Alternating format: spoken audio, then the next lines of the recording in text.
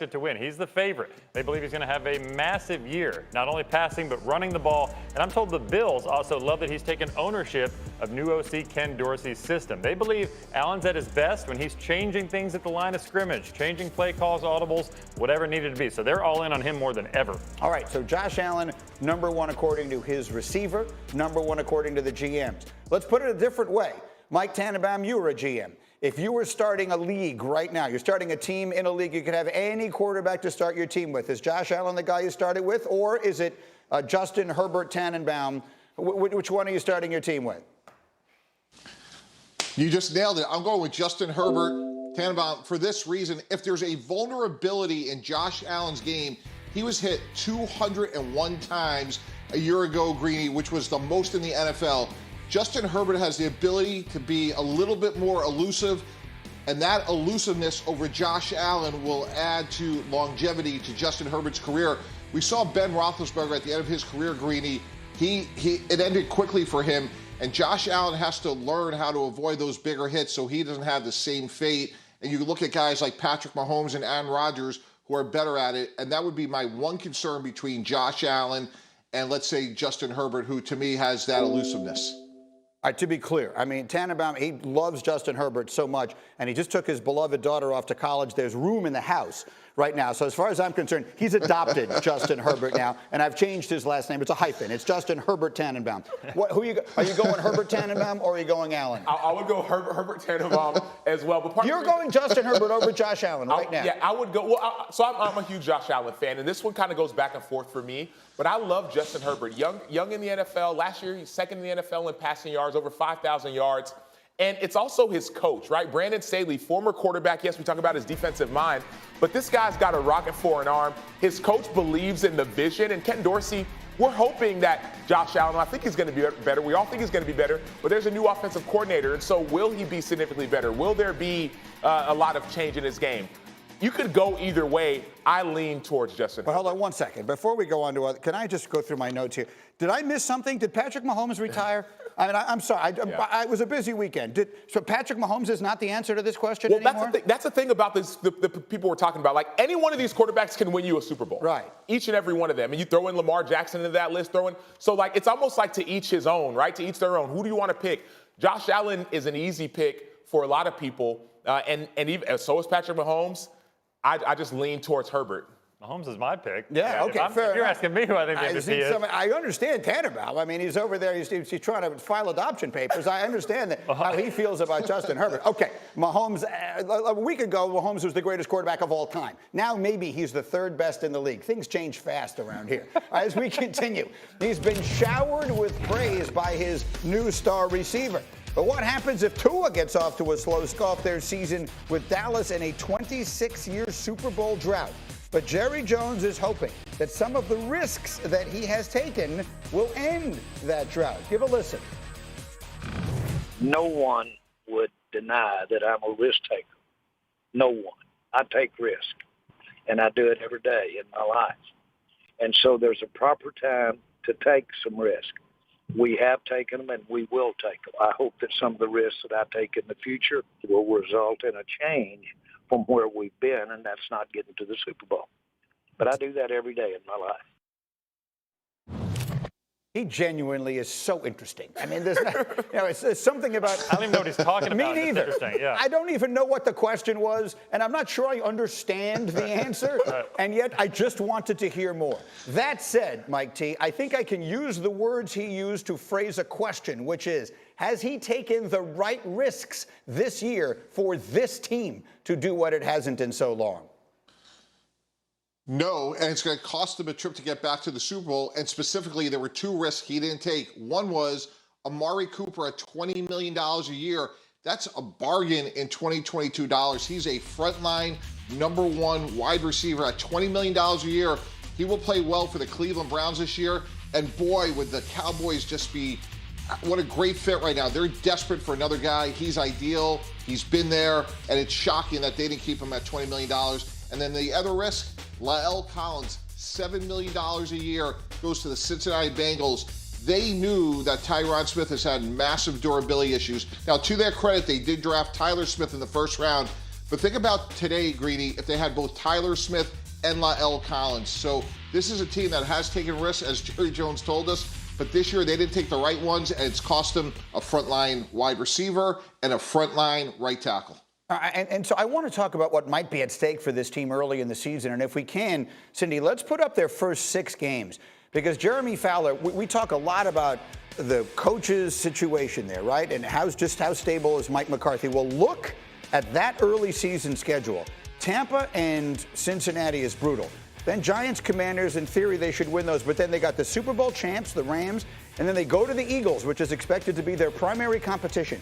If they come out of that 2-4, which they easily could, and one of the losses is against the Eagles, so they are falling behind in the division, where are we going to be in the Mike McCarthy conversation then? Yeah, Greeny, the heat would intensify on Mike McCarthy. There is no doubt on that. Now, when I talk to the Cowboys, they tell me we're all in on Mike McCarthy. We're prepared to be patient with Mike McCarthy, but the outside noise would be incredible at that point, especially if they fall to 2-4, 0-3, whatever it is. With the Philadelphia Eagles, they have an easier schedule. They're coming on. They might have even a better roster right now. The Eagles have a startlingly easy schedule to start the season, and the Cowboys have a very difficult one to start the season. So, Sacho, I mean, you know that situation. You know them well. You grew up there, all the rest of that. Like, what's that going to sound like if the Cowboys, we get to the middle of October and they're in trouble? Well, it's going to be tough. I mean, look at the 3 of the first 5 games. You talk about the Buccaneers, you talk about the Bengals in the Super Bowl, the Rams in the Super Bowl. If you struggle early and Tyler Smith at left tackle struggles early, there's going to be a lot of questions and concerns. There are already questions and concerns in Dallas, specifically with the offense. Who's going to be the number 2 receiver? Will Torbert step up? It could get ugly in Dallas early, specifically with the early season schedule. You talk, back season, I get it. We'll finish it strong. It doesn't matter if you don't start strong. I think that Eagles game, circle that game at the bottom of your screen there, at the Cowboys at Eagles, because the Eagles' early season schedule, we never know how these things are going to play out. But the Cowboys could easily be 2-3 going into that game. The Eagles should be better than that. If Philly wins that game at home, I could see this thing getting loud. So, all kidding. Well, let me go to Tannenbaum quickly on this.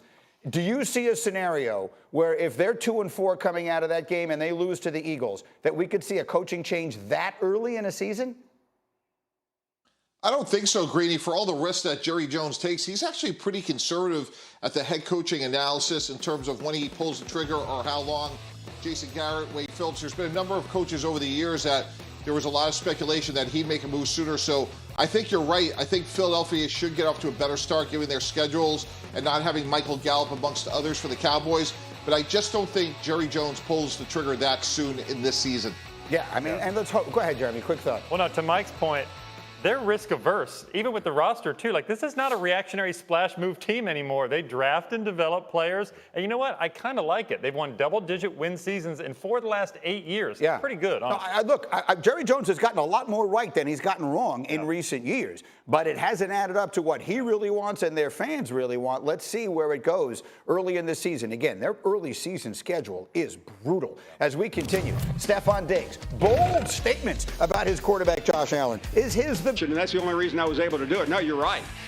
These two are going to be in the playoffs, and even Mike Greenberg can get that right.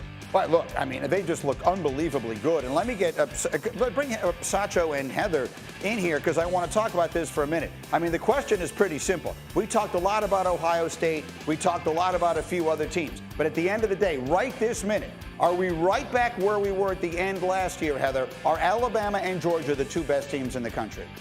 I'm going to say there's wiggle room for Ohio State. Hold on a minute, because when you look at what Ohio State did in the 4th quarter, C.J. Stroud completed 9 of 10 passes, grinded out, run the ball, strong defense. They found a different way to win. Hold on. I need to push back on this. Okay. Oregon is supposed to be a good team. That is, in theory, a neutral site game. I get it. Atlanta is not a neutral site for Georgia, but whatever. And that was never a game. I sat down to watch that, and I had to go find something else to do at the end of the 1st quarter because it was so completely non-competitive. When Ohio State had a battle on their hands all night long. I know it's early in the season, but boy, Georgia looked better to me. Georgia looked outstanding, but nobody in the country had a better win than Ohio State. They played a top 5 team. Ducks were ugly. Oregon Well, again, so I get maybe some of the rankings aren't what they're supposed to be. But, you know, Sacho, it was Mr. Feinbaum here who told me Notre Dame was overranked at number 5. Oregon is supposed to be a top 11 team in the country, and Georgia just laid waste to them. I was very impressed. Well, Mr. Feinbaum was very wrong, as we all know. Maybe we can call him an idiot. But No. what I will say is this. Ohio State did all of that without their number 1 receiver. Jackson Smith-Njigba went down early in the game. He tried to come back, but he was out. So that's number 1. And then number 2, their defense. Ohio State's defense looked really, really, really good. And so you want to put them in that caliber top 2 or 3 teams. They may be able to stop a team like Alabama or stop a team like Georgia with their excellent defense. Well, let me give you another one here then, Paul. I think that we should. Do you have Archie Griffin's phone number? Because if so, give him a call and tell him he's going to have to make room in his club of 1. He is the only 2-time Heisman Trophy winner. Just send the trophy to Bryce Young. He's going to win it again. He looks even better this year, Paul. What do you think?